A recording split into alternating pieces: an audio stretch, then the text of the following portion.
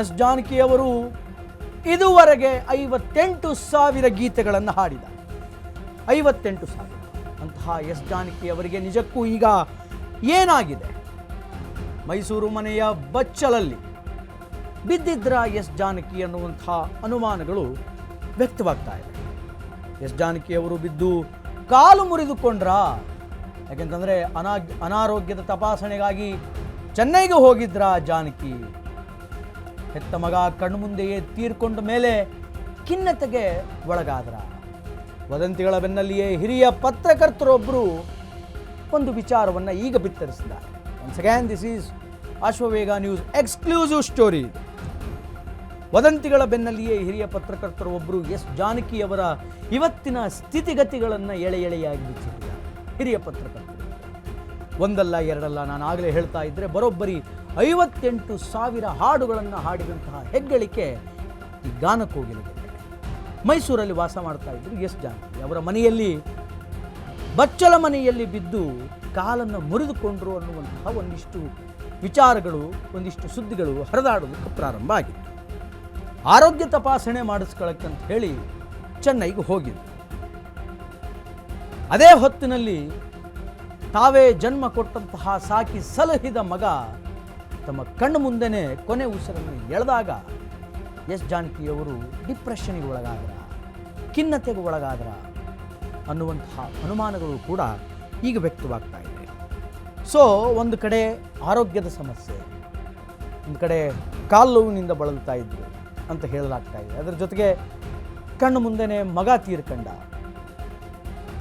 ಇದೆಲ್ಲ ಪರಿಸ್ಥಿತಿಗಳನ್ನು ಎದುರಿಸಿದಂತಹ ಎಸ್ ಜಾನಕಿಯವರ ಇಂದಿನ ದಿನಗಳು, ಇವತ್ತಿನ ದಿನಗಳು ಹೆಂಗಿದೆ ಅನ್ನುವಂತಹ ಅನುಮಾನಗಳು ಕಾಡ್ತಾ ಇದೆ. ಚಿಕಿತ್ಸೆಯನ್ನು ಪಡೆಯೋದಕ್ಕಂತ ಹೇಳಿ ಚೆನ್ನೈಗೆ ಹೋಗಿದ್ದರು. ಅಲ್ಲಿ ಯಾವ ರೀತಿಯಾದಂತಹ ಚಿಕಿತ್ಸೆಯನ್ನು, ಆರೋಗ್ಯ ತಪಾಸಣೆಯನ್ನು ಜಾನಕಿ ಅಮ್ಮನವರು ಮಾಡಿಸ್ಕೊಂಡ್ರು. ಆದರೆ ಎಷ್ಟರ ಮಟ್ಟಿಗೆ ಯಶಸ್ವಿಯಾಯಿತು, ಮುಂದೆ ಹೆಂಗೆ ಏನು ಅನ್ನುವಂತಹ ಆಲೋಚನೆ ಅವರನ್ನು ಕಾಡ್ತಾ. ಯಾಕೆಂತಂದರೆ ಆಸರಿಯಾಗಿದ್ದದ್ದು ಮಗ ಮಾತ್ರ. ಅಂತಹ ಮಗ ಕಣ್ಣು ಮುಂದೆನೇ ಕಾಲುವಾದಾಗ, ಕೊನೆ ಉಸಿರನ್ನು ಎಳೆದಾಗ ಯಾವ ತಾಯಿ ತಾನೇ ಖಿನ್ನತೆಗೆ ಒಳಗಾಗಲ್ಲ? ಯಾವ ತಾಯಿ ತಾನೇ ಮಗನ ಸಾವನ್ನು ಸಹಿಸಿಕೊಳ್ಳೋದಕ್ಕೆ ಸಾಧ್ಯ? ಅಂತಹ ಒಂದು ಖಿನ್ನತೆಗೆ ಎಸ್ ಜಾನಕಿಯವರು ಒಳಗಾದರು. ಖ್ಯಾತ ಗಾಯಕ ಮಗ ಕೂಡ ನಿರಂತರವಾಗಿ ಅನೇಕ ಹಾಡುಗಳನ್ನು ಹಾಡ್ಕೊಂಡು ಬಂದ. ಅಂತಹ ಮಗ ಕೊನೆ ಉಸಿರನ್ನು ಎಳೆದಾಗ ತಾಯಿಯ ಕರಳು ಎಷ್ಟು ಸಂಕಟಕ್ಕೆ ಒಳಗಾಗಿರಬಹುದು. ಆ ಸಂಕಟದ ಜೊತೆಗೆ ಮೈಸೂರಲ್ಲಿ ವಾಸ ಮಾಡ್ತಾ ಇದ್ದರು ಎಸ್ ಜಾನಕಿ. ಅವರ ನಿವಾಸದಲ್ಲಿ ಬಚ್ಚಲ ಮನೆಯಲ್ಲಿ ಕಾಲು ಜಾರಿ ಬಿದ್ದಿದ್ದರಂತೆ. ಅದು ಕೂಡ ಒಂದು ಮಟ್ಟಿಗೆ ದೈಹಿಕವಾಗಿ ಅವರನ್ನು ಕುಗ್ಗಿಸುವಂತಹ ಅವಘಡ, ಆಘಾತ ಅಂತ ಹೇಳ್ಬೋದು. ಫಿಸಿಕಲಿ ಎಸ್ ಜಾನಕಿ ವೀಕ್ ಆಗಿದ್ದ ಅಲ್ಲಿ ಎನ್ನುವಂತಹ ವಿಚಾರಗಳು ಬಹಳ ಸ್ಪಷ್ಟವಾಗಿ ಗೊತ್ತಾಗುತ್ತೆ. ಮಗನನ್ನು ಕಳೆದುಕೊಂಡು ಮಾನಸಿಕ ಖಿನ್ನತೆಗೆ ಗುರಿಯಾದರೆ ಕಾಲು ಜಾರಿ ಬಿದ್ದು ದೈಹಿಕ ಪೆಟ್ಟನ್ನು ಮಾಡಿಕೊಂಡಿದ್ದು ಜಾನಕಿಯವರು. ಬಚ್ಚಲ ಮನೆಯಲ್ಲಿ ಕಾಲು ಜಾರಿ ಬಿದ್ದು ಅದಕ್ಕೆ ಸಂಬಂಧಪಟ್ಟಂಗೆ ಟ್ರೀಟ್ಮೆಂಟನ್ನು ತೆಗೆದುಕೊಳ್ಳೋದಕ್ಕೆ, ಚಿಕಿತ್ಸೆಯನ್ನು ತೆಗೆದುಕೊಳ್ಳೋದಕ್ಕೆ ಚೆನ್ನೈಗೆ ಹೋಗಿದ್ದರು. ಅಲ್ಲಿಂದ ವಾಪಸ್ ಆದಮೇಲೆ ಇವತ್ತಿನ ತನಕ ಎಸ್ ಜಾನಕಿಯವರು ಎಲ್ಲಿಯೂ ಕೂಡ ಬಹಿರಂಗವಾಗಿ ಕಾಣಿಸ್ಕೊಂಡಿಲ್ಲ. ಹಾಗಾದರೆ ಎಲ್ಲಿದ್ದಾರೆ ಎಸ್ ಜಾನಕಿ? ಏನು ಮಾಡ್ತಿದ್ದಾರೆ?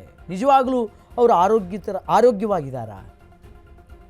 ಗೃಹಬಂಧನರಾಗಿದ್ದಾರೆ ಅನ್ನುವಂತಹ ವಿಚಾರಗಳು ಬೆಳಕಿಗೆ ಬರ್ತಾ ಇದೆ.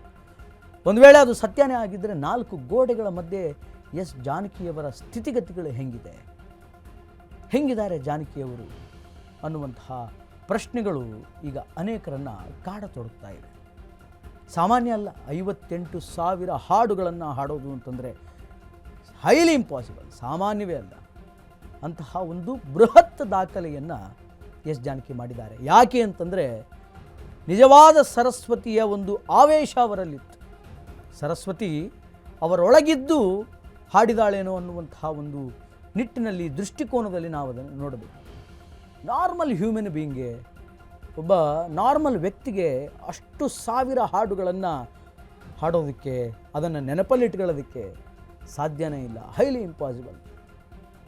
ಆ ಮಹಾತಾಯಿಯ ದೇಹದಲ್ಲಿ ಸಾಕ್ಷಾತ್ ಸರಸ್ವತಿನೇ ನೆಲೆಸಿ ಹಾಡಿದಾಳೋ ಏನೋ ಗೊತ್ತಿಲ್ಲ. One of the miracle, one of the biggest record ಇದು ಅಂತ ಹೇಳ್ಬೋದು. ಅಂತಹ ಗಾಯನ ಸೇವೆಯನ್ನು ಸಲ್ಲಿಸಿರುವಂತಹ ಮಹಾತಾಯಿಯ ಒಂದು ವಿಚಾರವನ್ನು ಇವತ್ತು ನಾವು ನಿಮ್ಮ ಮುಂದೆ ಎಳೆ ಎಳೆಯಾಗಿ ಬಿಚ್ಚಿಡೋದಕ್ಕೆ ಬಂದಿದ್ದೀವಿ.